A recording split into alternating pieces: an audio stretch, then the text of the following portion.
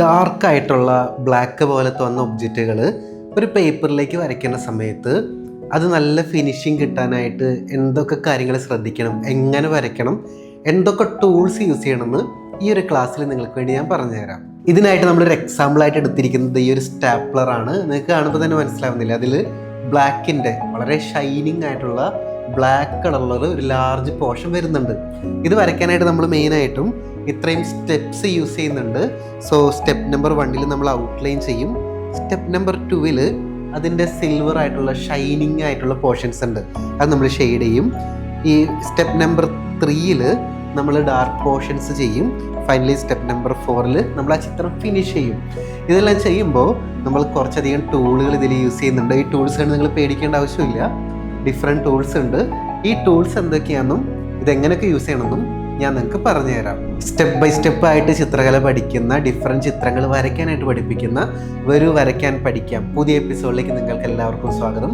നമസ്കാരം, എൻ്റെ പേര് Sachin. I am an artist and I have a dream. Welcome to our art channel.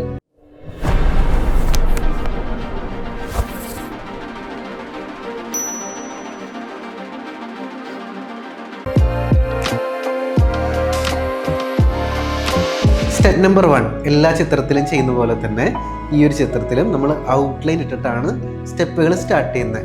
So ഈ ഒരു സ്റ്റാപ്ലർ ഔട്ട്ലൈൻ ഇടുന്ന സ്റ്റെപ്പ് ഞാൻ എക്സ്പ്ലെയിൻ ചെയ്തു തരാം. ഒരു ചിത്രം ഷെയ്ഡ് ചെയ്യും മുമ്പ് നമ്മൾ ഔട്ട്ലൈൻ കൊടുക്കും അല്ലേ? നമ്മൾ വരയ്ക്കുന്ന വരകളിലൂടെയാണ് ആ ചിത്രം ആദ്യം രൂപാന്തരപ്പെടുന്നത്. അപ്പം അത്തരത്തിൽ നമ്മൾ വരയ്ക്കുന്ന ഓരോ വരകളും നമ്മൾ ശ്രദ്ധിച്ച് വരച്ചില്ലെങ്കിൽ ഇത്തരത്തിൽ ഒബ്ജക്റ്റ് ഡ്രോയിങ് ചെയ്യുന്ന സമയത്ത് ടോട്ടൽ ഒബ്ജക്റ്റിൻ്റെ ഷേപ്പ് മാറിക്കഴിഞ്ഞാൽ പിന്നെ എത്ര ഷെയ്ഡ് ചെയ്തിട്ടും കാര്യം ഉണ്ടാവില്ല. അപ്പോൾ ഞാൻ ഈ ഒരു സ്റ്റെപ്പിൽ മാക്സിമം നോക്കി ഒബ്സർവ് ചെയ്ത് അത്യാവശ്യം സ്ട്രെയിറ്റ് ലൈനൊക്കെ വരയ്ക്കേണ്ട സിറ്റുവേഷൻസിൽ സ്കെയിലൊക്കെ ഉപയോഗിച്ചിട്ടാണ് വരച്ചിരിക്കുന്നത്. ഇവിടെ ശ്രദ്ധിക്കേണ്ട കാര്യം, നിങ്ങൾ ചിത്രങ്ങൾ റിയലിസ്റ്റിക് ആയിട്ട് വരയ്ക്കാനാണ് ആഗ്രഹിക്കുന്നതെങ്കിൽ എപ്പോഴും ഔട്ട്ലൈൻ മാക്സിമം ലൈറ്റ് ആക്കുക. ഇവിടെ ഞാൻ വീഡിയോ ഷൂട്ട് ചെയ്യുന്ന സമയത്ത് എനിക്കൊരു ലിമിറ്റേഷൻ ഉണ്ട്. ഔട്ട്ലൈൻ നിങ്ങളെ കാണിക്കാനായിട്ട് ആവശ്യമുള്ളതിനേക്കാളും ഡാർക്കായിട്ട് ഞാൻ വരയ്ക്കുന്നുണ്ട്. ഒരിക്കലും ഇത്ര പോലും നിങ്ങൾ ഡാർക്കായിട്ട് ഔട്ട്ലൈൻസ് വരയ്ക്കരുത്. മാക്സിമം ലൈറ്റായിട്ട് വരയ്ക്കുക എന്നുള്ളതാണ് നമ്മൾ ചെയ്യേണ്ടത്. പിന്നെ തിരുത്തലുകൾ ആവശ്യമുള്ള സമയത്ത് തിരുത്തി തന്നെ വരയ്ക്കുക. ഞാനിത് ഷെയ്ഡിങ്ങിൽ കറക്റ്റ് ആക്കിക്കോളാം, അല്ലെങ്കിൽ ഞാനത് നെക്സ്റ്റ് സ്റ്റെപ്പിൽ കറക്റ്റ് ആക്കിക്കോളാം എന്നുള്ള വിചാരങ്ങളൊക്കെ വരുന്ന സമയത്ത് അതിനെ ഓവർകം ചെയ്യാം. ഞാൻ ഇപ്പം തന്നെ അത് കറക്റ്റ് ചെയ്യും. അങ്ങനെ വേണം നിങ്ങളുടെ ഔട്ട്ലൈൻ കംപ്ലീറ്റ് ആക്കാൻ. ഫൈനലി ഈ ചിത്രത്തിൻ്റെ ഔട്ട്ലൈൻ തീരുന്ന സമയത്ത് അത് പെർഫെക്റ്റ് ആയിട്ടിരിക്കണം. നമുക്ക് കോൺഫിഡൻ്റ് ആയിട്ട് ഷെയ്ഡിങ് സ്റ്റെപ്പിലോട്ട് കടക്കാനായിട്ട് സാധിക്കും. ഇവിടെ നിങ്ങൾക്ക് റിയൽ ടൈമിൽ കാണുന്നുണ്ടല്ലോ, ഞാൻ ഓരോന്ന് ഇറേസ് ചെയ്ത് കറക്റ്റ് ചെയ്ത് വരയ്ക്കുന്നത്. അപ്പോൾ ചെക്ക് ചെയ്ത് കറക്റ്റ് ചെയ്ത് മാക്സിമം ഫൈനൽ ഔട്ട്ലൈൻ കംപ്ലീറ്റ് ആകുമ്പോൾ അത് പെർഫെക്റ്റ് ആയിട്ടിരിക്കണം.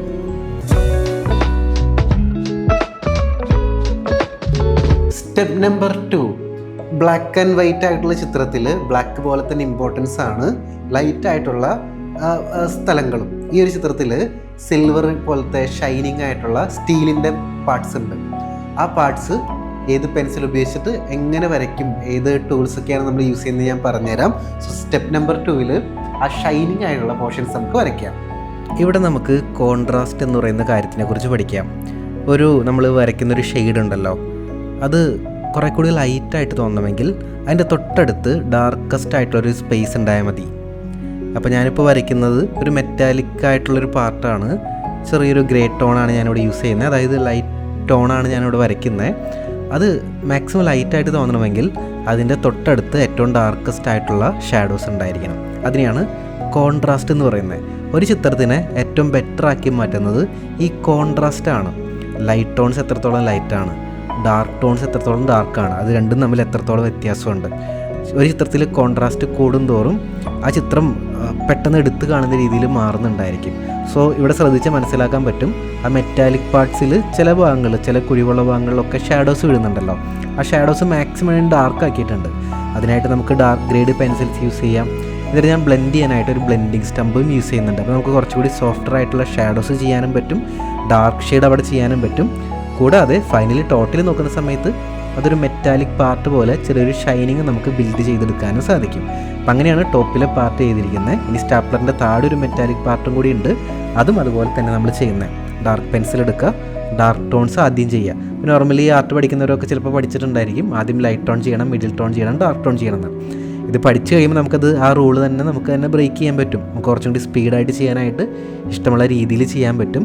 ഇവിടെ ഞാൻ ആദ്യം ഡാർക്ക് ടോണാണ് ചെയ്തത്, പിന്നെ ഒരു മിഡിൽ ടോൺ ചെയ്തു, പിന്നെ വീണ്ടും ഡാർക്ക് ടോൺ ചെയ്യുന്നുണ്ട്, പിന്നെ ലൈറ്റ് ടോൺ ആയിട്ട് ഞാൻ ബ്ലെൻഡിങ് സ്റ്റംപ് യൂസ് ചെയ്ത് ബ്ലെൻഡ് ചെയ്തിട്ടിരിക്കുക ചെയ്യുന്നത്. അപ്പോൾ നമുക്ക് മിക്സ് ആൻഡ് മാച്ച് ആയിട്ട് എല്ലാം ചെയ്യാൻ പറ്റും, നമ്മുടെ ഫ്രീഡമാണ്. ഫൈനലി ആ പിക്ചർ കംപ്ലീറ്റ് ആവുന്ന സമയത്ത് റെഫറൻസ് ഇമേജിൻ്റെ സിമിലാരിറ്റിയിൽ നമുക്കത് കംപ്ലീറ്റ് ആക്കാൻ പറ്റണമെന്ന് മാത്രമേ ഉള്ളൂ. അപ്പോൾ ഇങ്ങനെയാണ് ഈ ഒരു സ്റ്റെപ്പ് ഞാനിവിടെ ഫിനിഷ് ചെയ്തിരിക്കുന്നത്.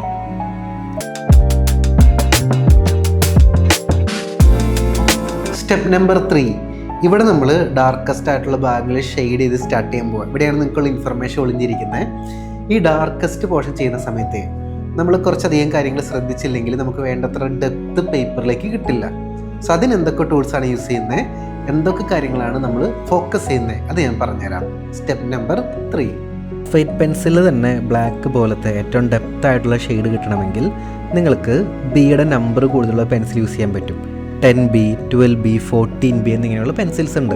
അപ്പം ഞാനിവിടെ എൻ്റെ ഓർമ്മയിൽ ഒരു 12B പെൻസിലോ മറ്റോ ആണ് എടുക്കുന്നത്. അത്രയും ഡാർക്ക് ഷെയ്ഡ് അവിടെ കിട്ടിയിട്ടുണ്ട്. ഇപ്പം ഞാൻ എടുക്കുന്ന പെൻസിൽ ശ്രദ്ധിച്ചായിരുന്നോ, അതിൻ്റെ ഷെയ്ഡ് കണ്ടോ, അതിന് ബ്ലാക്ക് ഷെയ്ഡാണ്. ഇത് സാധാ പെൻസിലല്ല, അതൊരു ചാർക്കോൾ പെൻസിലായിരുന്നു, അതുകൊണ്ടാണ് ബ്ലാക്ക് ഷെയ്ഡ് കിട്ടിയിരിക്കുന്നത്.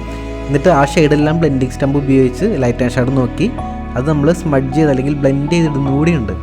അപ്പോൾ നിങ്ങൾക്ക് ഡാർക്ക് ഒബ്ജക്റ്റുകൾ വരയ്ക്കുന്ന സമയത്ത് കുറച്ചൊരു ഗ്രേയിഷ് ഷെയ്ഡ്, ഡാർക്കിൻ്റെ തന്നെ ഗ്രേ ടോൺ വേണമെങ്കിൽ നോർമൽ ഗ്രാഫൈറ്റ് പെൻസിലിൽ B നമ്പർ കൂടിയിട്ടുള്ള 10B, 12B പോലത്തെ പെൻസിൽ യൂസ് ചെയ്യാൻ പറ്റും.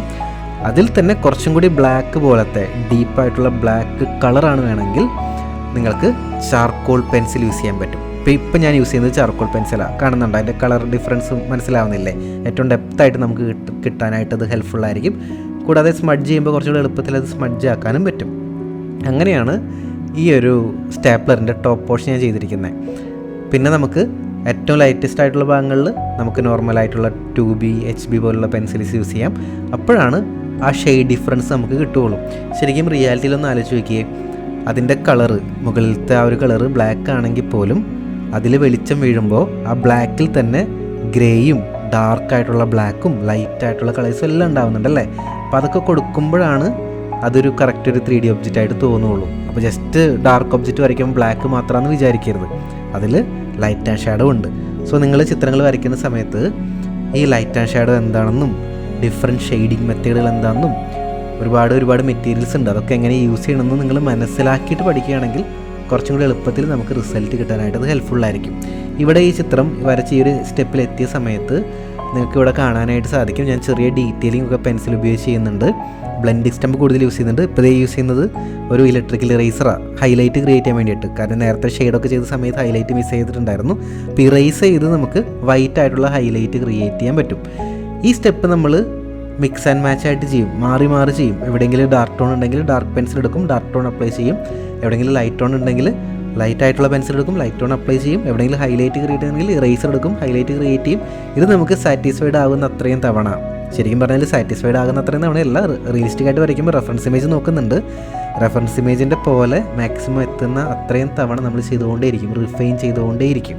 ഇതിൻ്റെ ഇടയിൽ എപ്പോഴും ഞാൻ ഈ ക്ലാസ്സിലൊക്കെ എൻ്റെ കുട്ടികളുടെ അടുത്ത് പറയാറുണ്ട്, എൻ്റെ സ്റ്റുഡൻസിൻ്റെ അടുത്ത് പറയാറുണ്ട്, എപ്പോഴും നമ്മൾ തോറ്റു കൊടുക്കാതിരിക്കുക ചിത്രം വരയ്ക്കുമ്പോൾ. എത്ര തെറ്റ് പറ്റിയാലും ഫൈനലി ആ ചിത്രം വരച്ച് കംപ്ലീറ്റ് ആക്കുക, കംപ്ലീഷനിലാണ് അതിൻ്റെ ഫുൾ ബ്യൂട്ടി വരുള്ളൂ. അപ്പം അങ്ങനെ ഞാനത് ബ്ലെൻഡിങ് സ്റ്റംപ് ഉപയോഗിച്ച് ബ്ലെൻഡ് ചെയ്തും ഒക്കെ അത് മാക്സിമം ഫിനിഷിങ്ങിലോട്ട് എത്തിക്കാനായിട്ട് ശ്രമിച്ചിട്ടുണ്ട്. ഫൈനലി ഈ ഒരു സ്റ്റേജിൽ സ്റ്റാപ്ലർ ഈ ഒരു ലെവലിൽ നമ്മളത് കംപ്ലീറ്റ് ആക്കിയിട്ടുണ്ട്. ഫൈനലി നമ്മുടെ പിക്ചർ ഫിനിഷ് ആവുന്നത് സ്റ്റെപ്പ് നമ്പർ 4-ലാണ്. ചിത്രത്തിൻ്റെ ശരിക്കും ഭംഗി വരുന്നുണ്ടായിരിക്കും അത് ഫിനിഷ് ചെയ്യുമ്പോഴാണ്. സോ ഫിനിഷിംഗ് സ്റ്റേജ് എന്താണെന്ന് ഞാൻ പറഞ്ഞുതരാം. ഇവിടെ ഒരു സ്റ്റാപ്ലർ ഒരു ടേബിളിൻ്റെ മുകളിൽ ഇരിക്കുന്നതെന്ന് വിചാരിച്ചു. അങ്ങനെയാണെങ്കിൽ അതിൻ്റെ ഷാഡോ ടേബിളിൻ്റെ മുകളിലോട്ട് വീഴും. ആ ഷാഡോ ആണ് ഞാൻ ചെയ്യുന്നത്. ആ ഷാഡോ കൂടി ചെയ്യുമ്പോഴേ അത് കുറച്ചും കൂടി ഒരു പ്രൊജക്റ്റ് ചെയ്ത് നിൽക്കുന്ന ഒരു ഒബ്ജക്റ്റായിട്ട് ഫീൽ ആവുള്ളൂ.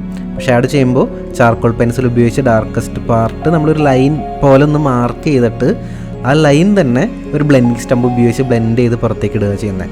അപ്പം അങ്ങനെ നമുക്ക് കുറച്ചും കൂടി ബ്ലർഡ് ആയിട്ടുള്ള ഒരു കുഞ്ഞ് ഷാഡോ കിട്ടും. ഒന്ന് ആലോചിച്ച് നോക്കിയേ, ആ ഷാഡോ വന്ന സമയത്ത് ആ ഒബ്ജക്റ്റ് ഉണ്ടായ ഡിഫറൻസ് നിങ്ങൾ ശ്രദ്ധിച്ചോ?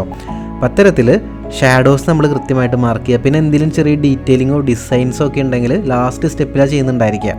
കാരണം ആദ്യത്തെ സ്റ്റെപ്സിലൊക്കെ നമ്മൾ ഷെയ്ഡിങ് ഒക്കെ കറക്റ്റാക്കി ലാസ്റ്റ് സ്റ്റെപ്പിൽ പാറ്റേൺസോ ഡിസൈൻസോ ഒക്കെ ഉണ്ടെങ്കിൽ നമുക്ക് പാറ്റേൺസും ഡിസൈൻസും ഒക്കെ അപ്ലൈ ചെയ്ത് കൊടുക്കാനായിട്ട് സാധിക്കും. ഇവിടെ നിങ്ങൾക്ക് ചെറിയൊരു ടിപ്പ് ഉണ്ട്. നിങ്ങൾക്ക് കുറേ ടൂൾസ് നിങ്ങളുടെ കയ്യിലുണ്ടെന്ന് വിചാരിച്ചോ. ഇപ്പോൾ എക്സാമ്പിൾ പറയുകയാണെങ്കിൽ മോണോസീറോ ഇറേസർ ഉണ്ട്, ഇലക്ട്രിക്കൽ ഇറേസർ ഉണ്ട്, നീഡബിൾ ഇറേസർ ഉണ്ട്, കുറച്ചധികം ടൂൾസ് ഉണ്ട്. പക്ഷേ നിങ്ങൾ അത് യൂസ് ചെയ്തിട്ടില്ലെങ്കിൽ ഏറ്റവും നല്ലത് ചിത്രം ഫിനിഷ് ചെയ്യുമ്പോൾ ഫൈനൽ ടച്ചസ് കൊടുക്കാൻ വേണമെങ്കിൽ അതൊന്ന് എടുത്തു നോക്കാം. അപ്പോൾ എല്ലാ ഭാഗത്തും നിങ്ങളത് കൊടുക്കില്ല, ആവശ്യമുള്ള ഭാഗത്ത് മാത്രമേ നിങ്ങൾക്ക് പ്ലാൻ ചെയ്ത് കൊടുക്കാനായിട്ട് സാധിക്കും. കൂടാതെ ചിത്രം മോശമാവാതെ നമുക്കത് ഹെൽപ്ഫുൾ ആക്കാനും സാധിക്കും. ഞാനിവിടെ ചെയ്യുന്നൊരു മെത്തേഡ് ഉണ്ട്. ഒരു ബ്ലെൻഡിങ് സ്റ്റമ്പിൽ ചാർക്കോൾ പൗഡർ മുക്കി ഡാർക്കസ്റ്റ് ആയിട്ടുള്ള ഭാഗങ്ങൾ കുറച്ചും കൂടി ഒന്ന് ഡാർക്കാക്കി ഒന്ന് ബെറ്ററാക്കി എടുക്കുന്നുണ്ട്. അപ്പോൾ ഈ സമയത്ത് എപ്പോഴും നമ്മൾ റെഫറൻസ് ഇമേജ് നോക്കിക്കൊണ്ടേയിരിക്കും. റെഫറൻസ് ഇമേജിൽ എന്തെങ്കിലും ഒരു കാര്യം മിസ്സാക്കിയിട്ടുണ്ടോ നമ്മൾ ചെക്ക് ചെയ്യുന്നത്. അങ്ങനെ മിസ്സാക്കിയിട്ടുണ്ടെങ്കിൽ അത് പേപ്പറിലേക്ക് വരയ്ക്കാനുള്ള ദൗത്യമാണ് നമ്മൾ ചെയ്യുന്നത്. ഷെയ്ഡ് കുറച്ചും കൂടി സോഫ്റ്റായിട്ട് ബ്ലെൻഡ് ചെയ്യാനായിട്ട് നമുക്ക് ഒരു ഡ്രൈ ബ്രഷ് ഉപയോഗിച്ച് ഗ്രാഫൈറ്റ് പൗഡർ ഉപയോഗിച്ച് ബ്ലെൻഡ് ചെയ്യാനായിട്ട് സാധിക്കും. എക്സ്ട്രാ പുറത്ത് ചാർക്കോൾ പൗഡറൊക്കെ വന്നിട്ടുണ്ടെങ്കിൽ ഇറേസർ ഉപയോഗിച്ചൊന്ന് മായ്ച്ചിടുക. ഇങ്ങനെയാണ് ചിത്രം നമ്മൾ ഫിനിഷിങ്ങിലോട്ട് കൊണ്ടുവരുന്നത്. ഇനി ലാസ്റ്റ് ഫിനിഷ് ചെയ്ത സമയത്തെ ഇത്രയും സ്റ്റേജിൽ എത്തി നിൽക്കുന്ന സമയത്ത് എനിക്ക് ഒരു ഐഡിയയും കൂടി തോന്നി. അതിൻ്റെ ചുറ്റും ഒരു ഡാർക്ക് ഷാഡോ കൂടി കൊടുത്ത് എങ്ങനെയുണ്ടാവും.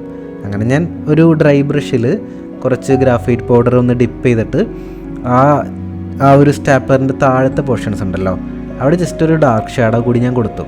അപ്പം അങ്ങനെ ഈ ഒരു റിസൾട്ട് കിട്ടി. യെസ്, അങ്ങനെ നമ്മുടെ സ്റ്റാപ്ലർ നമ്മൾ ബ്യൂട്ടിഫുള്ളി കംപ്ലീറ്റ് ആക്കിയിട്ടുണ്ട്. നിങ്ങൾക്കും ഒന്ന് ശ്രമിച്ചു കഴിഞ്ഞാൽ ഇതിനേക്കാളും മനോഹരമായിട്ടുള്ള ഒരുപാട് ചിത്രങ്ങൾ ഇതേപോലെ സ്റ്റെപ്പ് ബൈ സ്റ്റെപ്പായിട്ട് വരച്ച് പഠിക്കാനായിട്ട് സാധിക്കും. ഇനി നിങ്ങൾക്ക് എന്താണ് വരച്ച് പഠിക്കാൻ ആഗ്രഹമുള്ളത്, നിങ്ങൾക്ക് ഇഷ്ടമുള്ള സബ്ജക്റ്റുകൾ താഴെ കമൻറ്റിൽ രേഖപ്പെടുത്തുക.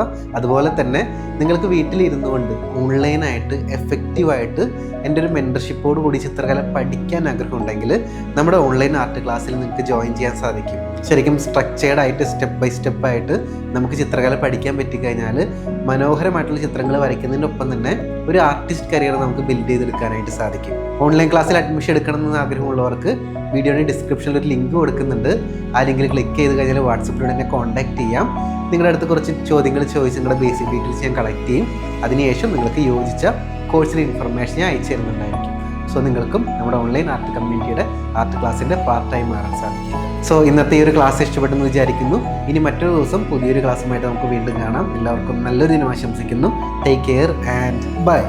നിങ്ങളുടെ സ്വന്തം വീട്ടിലിരുന്നു കൊണ്ട് ചിത്രകല പഠിച്ച് മനോഹരമായിട്ടുള്ള ചിത്രങ്ങൾ വരയ്ക്കണമെന്ന് ആഗ്രഹമുള്ളവർക്ക് നമ്മുടെ ഓൺലൈൻ ആർട്ട് ക്ലാസ്സിൻ്റെ കൂടുതൽ വിവരങ്ങൾ അറിയുന്നതിനായിട്ട് ഈ വീഡിയോൻ്റെ ഡിസ്ക്രിപ്ഷനിലുള്ള ലിങ്കിൽ ക്ലിക്ക് ചെയ്ത് വാട്സപ്പിലൂടെ എന്നെ കോൺടാക്റ്റ് ചെയ്യാവുന്നതാണ്.